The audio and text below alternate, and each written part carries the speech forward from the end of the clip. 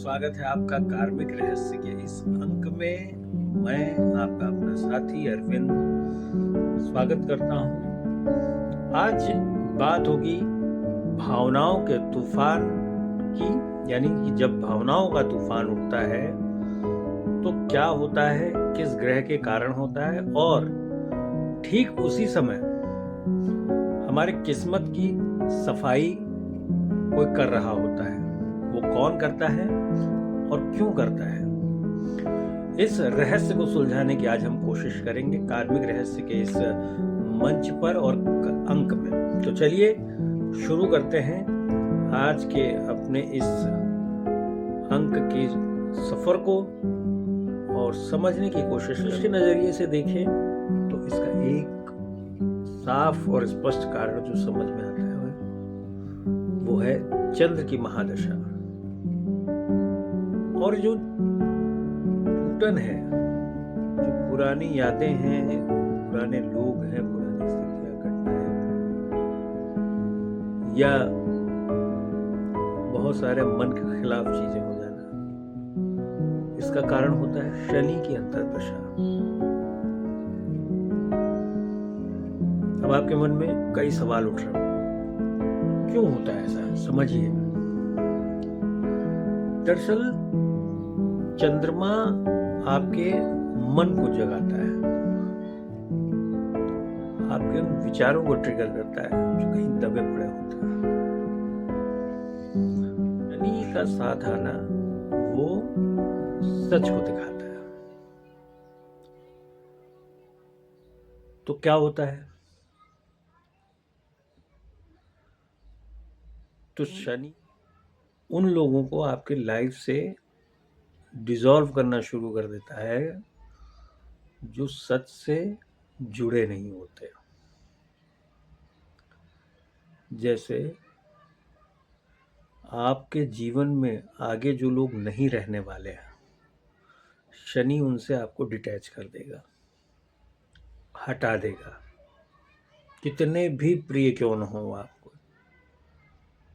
आपके लिए वो भी आप उनके लिए समर्पित क्यों न हो, शनि आपको हटा देगा उस शख्स से या उस व्यक्ति से। मन आपका नहीं मानेगा, लेकिन शनि क्रूरता क्या, निर्ममता से हटा देगा। ऐसी सिचुएशन, ऐसे सर्कमस्टांसेस खड़ा कर देगा शनि की आप छोड़ दो या वो आपको छोड़ दे। और ये सब जब चीजें चल रही होती हैं तो आप समझ नहीं पाते, आप अपनी गलतियां ढूंढ रहे होते हैं, आप अपनी कमियां खोज रहे होते हैं, आप अपने मन को समझने में लग जाते हैं, लेकिन आपको ये समझ नहीं आता है कि दरअसल ये शनि का किया हुआ है। और ये शनि आपकी लाइफ में कर रहे हैं, क्यों कर रहे हैं?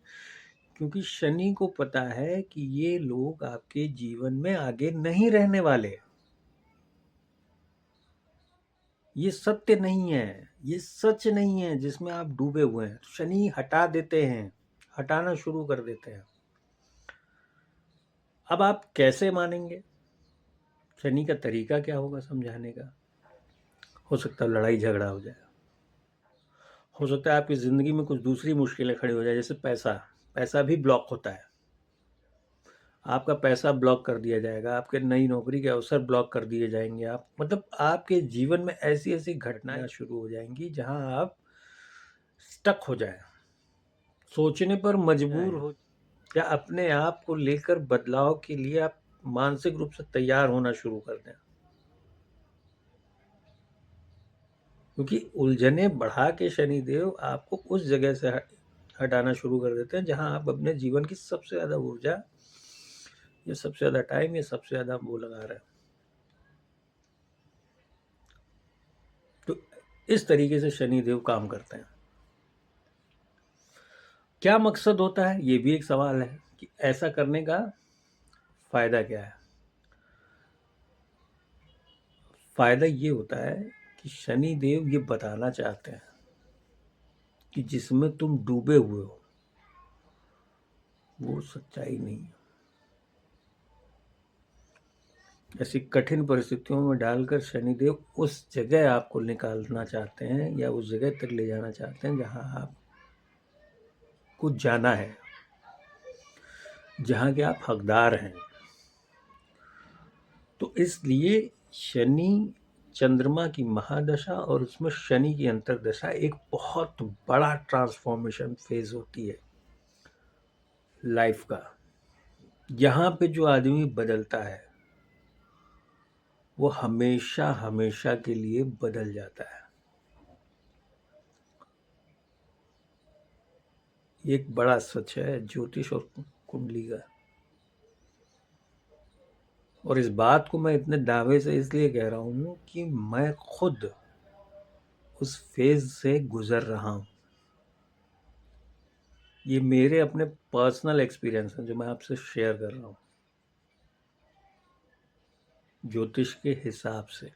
हिसाब किताब ऐसा है कि आप अगर रोना चाहते हैं तो शनिदेव रोने भी नहीं देते आपको। आपकी भावुकता को वो बर्फ कर देते हैं। सेंसिटिव रहेंगे आप, इमोशनल भी रहेंगे, लेकिन आप अगर रोना चाहें कि मैं इस परिस्थिति, इस हालात में, इस कठिनाई पर थोड़ा सा 2 आंसू गिरा लूं, शनिदेव वो भी नहीं करने देंगे।